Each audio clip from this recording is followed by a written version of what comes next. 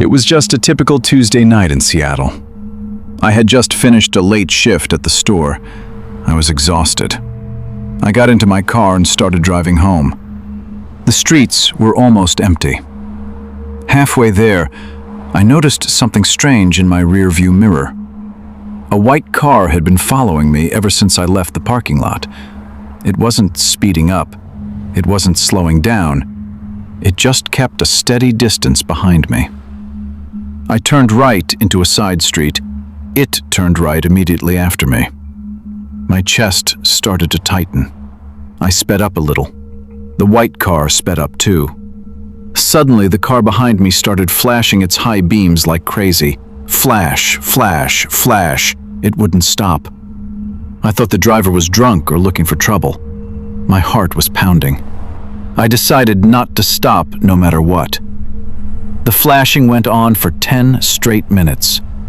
Every time the lights went off, I could see the silhouette of the driver behind me, screaming and pointing his hand toward my car. He looked terrified, not angry. I finally reached my neighborhood. I pulled a sharp turn into my driveway. The white car stopped right behind me, blocking the path. The driver jumped out, screaming, "Get out of the car now! Lock the doors and run!" I was terrified of him. I thought he was going to attack me. But then he shouted again in a raspy voice, "Look in the back seat." I turned my head very slowly. In the deep darkness of the back seat, I saw something I never expected. I saw a very thin man, dressed entirely in black. He was huddled in the corner, crouched below the window line. The man was holding a long knife.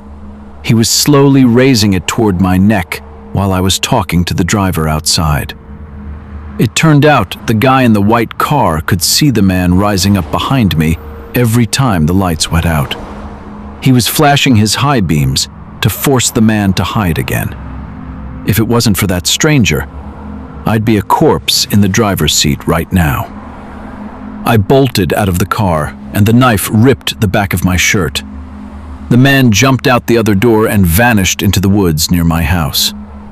The police came, and the K-9 units started searching, but they found nothing except a blanket and some food scraps under my back seat. This person had been living in my car for days. He was sleeping under my feet while I drove to work every day, just waiting for the moment I'd stop in a dark place to end my journey. After that incident, I never felt safe in my car again. But I thought my house was my fortress. Weeks passed, and things started to calm down. One night, coming home from work, I noticed the smell of my house had changed. It smelled like cheap cigarettes. I don't smoke, and my wife was away visiting her family. I checked the doors and windows. Everything was locked tight. I heard a very faint sound coming from underground, a soft click, like the sound of someone changing channels on a TV. I walked toward the basement door with cautious steps. I pressed my ear against the wood. There was the sound of heavy breathing. Someone was sitting right behind that door. I kicked the door open while clutching a baseball bat. The basement was pitch black. I flicked the light on, but it went out instantly. Someone had unscrewed the bulb. I felt a cold breeze brush past me. There's a small emergency exit in the basement that leads to the backyard. It was wide open. I ran after him, but I only saw a shadow disappearing behind the trees. I went back inside and searched the basement thoroughly. I found something that made me shiver. Behind the old washing machine, there was a small mattress. Next to it were piles of opened food cans from my own fridge. More importantly, I found a small notebook. It contained a precise timeline of my life. 8 a.m., leaves for work. 5 p.m., returns home. 11 p.m., goes to sleep. There were terrifying notes in the margins. Today, he forgot to lock the bathroom window. I went in and sat with him in the living room while he watched the movie. I was so close I could smell his hair. He didn't notice me behind the couch. I realized this person wasn't robbing me. He was living with me, sharing my room and my living room while I thought I was alone. The police said it's a phenomenon called frogging. People living in the dead corners of your home without you ever knowing. I spent that night in a hotel. When I came back in the morning, I found a message written in chalk on the basement floor. "Thanks for the hospitality. I'll miss your comfortable bed." I moved to a 10th floor apartment in a fully secured building, cameras everywhere, guards at the gate. I thought the nightmare was over. One night I was coming home from work very late. I stepped into the elevator and pressed 10. Before the door closed, a stranger walked in. He was wearing a long coat and a hat covering his face. He stood in the far corner. He didn't press any buttons. I felt uneasy. I asked him, "Which floor?" He didn't answer. He just kept looking down. The elevator started moving slowly. 1, 2, 3. Suddenly it stopped dead between the 5th and 6th floors. The main lights went out, and the dim red emergency lights flickered on. I looked at the man. He started laughing in a low voice, a voice I knew all too well. It was the same whisper I heard in my car months ago. He started taking off his hat slowly. He didn't have a normal face. His face was covered in scars, like he had been in a fire. He said to me, "Did you think high-rise apartments would protect you? I don't need doors to get in. I just need your weakness." He pulled a metal wire from his pocket and started approaching me in the cramped space. I tried to hit the alarm button, but it didn't work. He had cut the wires beforehand. I was trapped with him in a metal box hanging in the air. I started hitting him with everything I had.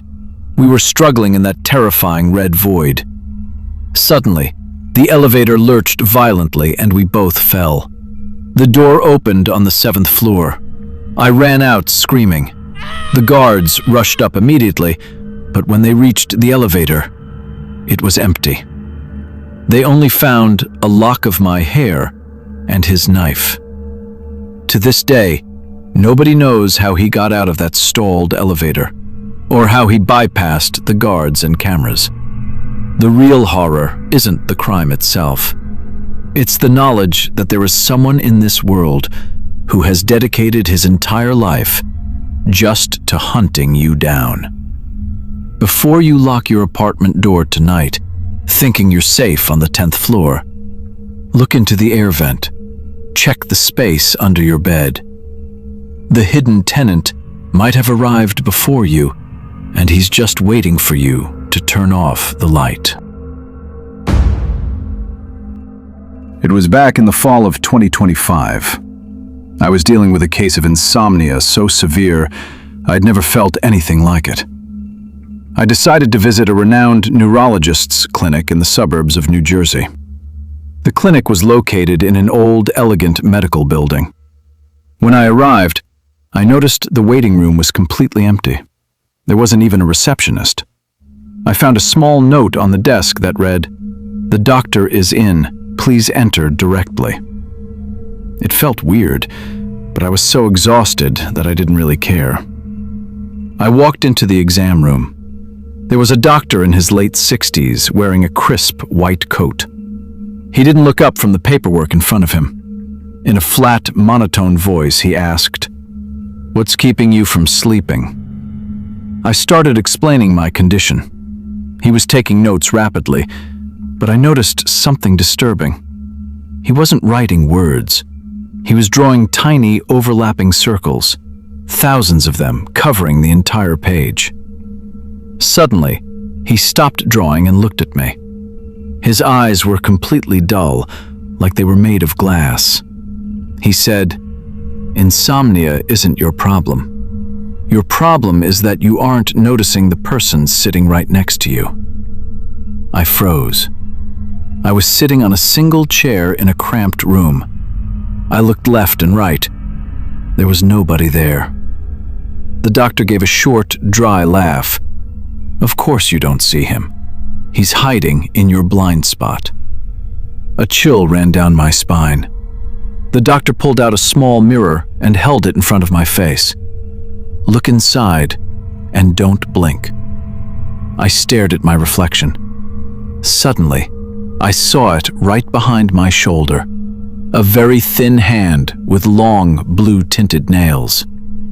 The hand was emerging from the back of my head as if it were a part of me.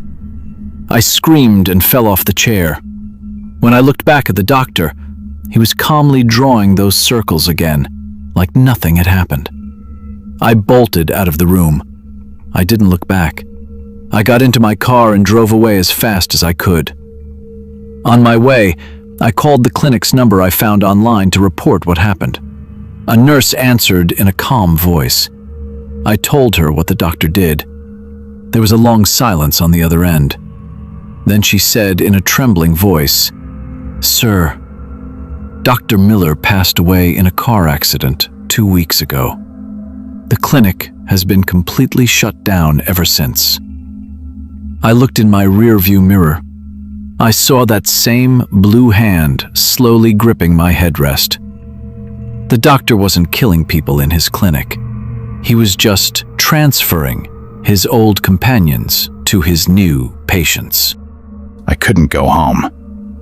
I spent the night in a hotel under bright lights, but the hand appeared in every mirror I looked at. I decided to go back to the clinic early the next morning. I had to understand what had attached itself to me. I found the medical building locked with iron chains, but the emergency door was slightly ajar. I stepped inside, and the hallways were filled with darkness. The place smelled like old medicine and dust. I reached Dr. Miller's room. It looked completely different from what I saw the day before. The furniture was covered in white sheets. Dust was everywhere. It looked like nobody had stepped foot in here for months. I found the notebook he was drawing circles in. I opened it with a terrifying curiosity. The first few pages contained normal medical diagnoses, but in the last pages, the writing began to change. It became a single sentence repeated thousands of times. He wants a new body. He doesn't like being alone. Suddenly, I found my own photo inside the notebook. It was a picture of me entering the building yesterday, but the date written under it was 1998, the year I was born. How was that possible? I heard the sound of footsteps coming from behind the examination curtain. Heavy, wet footsteps, like someone walking with wet skin. The curtain started moving slowly. From behind it emerged a creature that looked human, but had no skin. It was just exposed muscles and nerves. The person I saw yesterday wasn't the doctor. This entity was impersonating the doctor, using his clothes and coat. He was using the clinic as a parasitic station. He doesn't eat flesh. He feeds on a person's existence. He steals your identity, your memories, and even your appearance, leaving you as just a shadow that nobody sees. The creature tried to approach me. His voice sounded like radio static. "I need your eyes. Mine are too old." I felt an intense pressure on my eyes, like someone was trying to gouge them out from the inside. I remembered the mirror he used yesterday. I pulled it out of my pocket and aimed it at him. As soon as the creature saw his own reflection, he let out a scream that shook the room. His body began to disintegrate into black dust.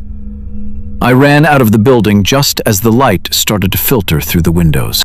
I thought it was over once that creature died. I went back to my normal life. The insomnia was gone and the blue hands stopped appearing in mirrors. But after a week, I started noticing small changes. I started forgetting my friends' names. My old photos started looking strange to me, like the person in them wasn't me. I went to the bathroom to wash my face. I looked in the mirror. I saw my normal face, but when I tried to smile, my facial muscles didn't move. My expression stayed frozen and cold. The mirror wasn't reflecting me. It was displaying a pre-recorded image of me. I put my hand on the mirror. It wasn't glass. It was a thin, cold membrane. Behind the membrane, I saw the real Dr. Miller. He was standing in that dark exam room. He looked at me with sadness and pointed toward my chest.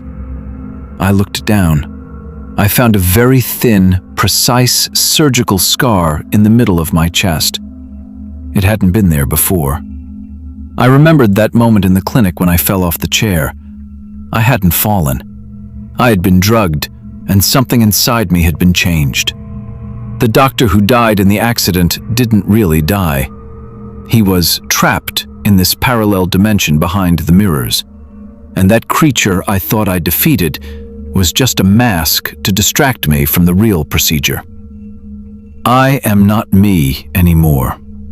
I am just a vessel controlled by something else from the inside. I walked out of the bathroom and found my phone ringing. The caller was me. I answered the call. I heard my own voice speaking from the other end. "Thanks for the body. It's very comfortable. You can stay with Dr. Miller now. He likes the company." The scene around me suddenly shifted.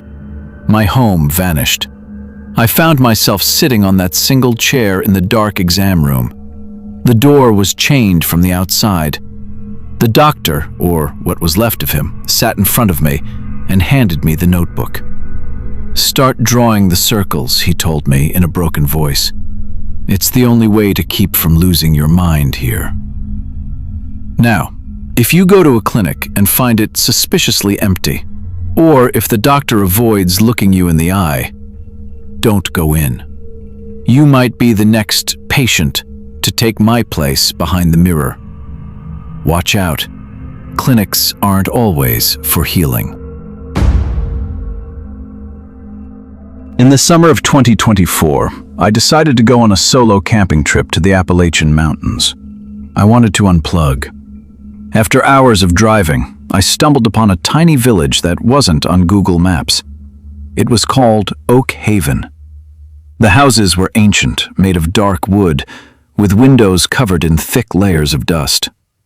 I noticed something unsettling the moment I drove in.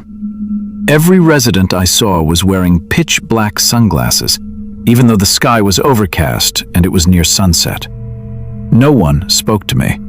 They just stood on their porches, slowly turning their heads to follow my car. I stopped at the only gas station. An old man walked out wearing the same black glasses. When I tried to pay with my card, he growled, "No signal here. Leave before they send the alert." I didn't get what he meant. I laughed it off, thinking he was just a senile local. I drove deep into the woods and set up my tent. I loved the silence. Suddenly, my phone vibrated violently. I had a full 4G signal out of nowhere. An emergency alert, Amber Alert, popped up in bright red, and a high-pitched siren echoed through the forest. It wasn't about a missing child. It read, "Do not look at the sky. Do not open your eyes if you hear your mother's voice. Stay in the dark." I froze. The alert looked terrifyingly official. Suddenly, I heard a voice coming from above the tent. It sounded like the wind, but it was whispering my name. "Alex, open up. It's cold out here." It was my mother's voice. But my mother passed away 5 years ago. I remembered the alert, "Do not open your eyes." I squeezed them shut and covered my ears. I felt something heavy land on top of the tent. Something was crawling slowly. Then I heard the sound of a camera shutter. Click, click, click. It sounded like 100 people were taking my picture in the dark. I couldn't take it anymore. I squinted through a gap in the tent. I saw the villagers from earlier. They were surrounding my tent in a perfect circle, but they weren't wearing sunglasses anymore. Where their eyes should have been, there were no human eyeballs. There were tiny camera lenses glowing red. They were all staring at me with robotic stillness. I realized then why they wore the glasses. They weren't human. They were recording devices shaped like people. The whole village was a massive surveillance lab. My phone's siren wasn't a warning for me. It was a trigger signal for them. I scrambled from my car. They were moving with fast, mechanical twitches. Every time one got close, I felt an electric shock in my brain, like they were pulling memories directly from my mind. I reached the car and floored it. In the mirror, I saw the forest behind me disappearing. They weren't real trees. They were giant screens displaying forest imagery. The entire trip was a simulation. I finally reached a main highway and saw city lights. I felt a wave of relief. I went to the nearest police station and told them everything. The officer looked at me calmly, then pulled out his phone. "You mean this alert?" He showed me his screen. The alert read, "User number 402 recovered, clearing cache and memory." Before I could scream, I felt a sharp coldness in my eyes. I looked at my reflection in the police station window. I saw my pupils slowly transforming into tiny red camera lenses. The officer smiled, took off his sunglasses to reveal his own lenses, and said, "Welcome back. It was a great vacation, wasn't it?" I'm writing this from my room now, or what I think is my room. I can never close my eyes. Every time I try to sleep, I hear a click in my head, and I know that someone, somewhere, is watching a live stream of everything I see. If you get this alert on your phone tonight, don't read it. And don't look in the mirror. You might be the next user due for an update.